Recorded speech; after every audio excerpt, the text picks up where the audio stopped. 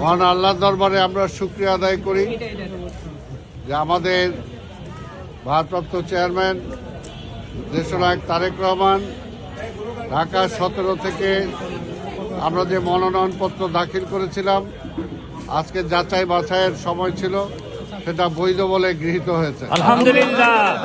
আমরা ঠিক একইভাবে আশা করি ইনশাআল্লাহ ঢাকা 17 জনগণ আগামী 12ই ফেব্রুয়ারি যে নির্বাচন, সেই নির্বাচনে বিপুল ভোটে আমাদের নেতা দেশনায়ক তারেক রহমানকে তারা বিপুল ভোটে নির্বাচিত করবে এবং আগামী নির্বাচনের পরে তিনি এই দেশের প্রধানমন্ত্রী হিসাবে দায়িত্ব নিয়ে ইনশাআল্লাহ বাংলাদেশের গণতন্ত্র আবার ফিরিয়ে আনবেন ইনশাআল্লাহ। আজকের শুধু এটাই বলতে চাই, বাংলাদেশের যখনই সংকটে পড়েছে তখনই জিয়া পরিবার সামনে এসেছে, তখনই বিএনপির সামনে এসেছে এবং প্রত্যেকটি সংকটের দায়িত্ব পালন করে উত্তরণ ঘটিয়েছে।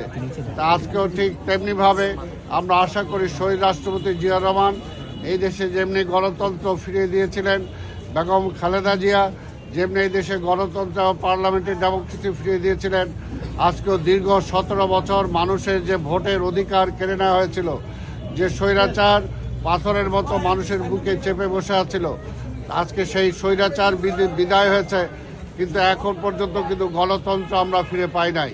তাই আগামী নির্বাচনের মধ্য দিয়ে জনগণের ম্যান্ডেট নিয়ে ইনশাআল্লাহ বাংলাদেশ আবার একটি গণতান্ত্রিক রাষ্ট্র হিসাবে সারা বিশ্বের মুখে মাথা তুলে দাঁড়াবে এবং বাংলাদেশে আজকে যত সমস্যা আছে, অর্থনৈতিক সমস্যা সহ আজকে বিভিন্ন যে সমস্যা, সেই সমস্যাগুলোর সমাধান কল্পে ইনশাআল্লাহ তারেক রহমানের নেতৃত্বে আগামী সরকার সেটাকে সুযোগ্যভাবে সেই দায়িত্ব পালন করবে।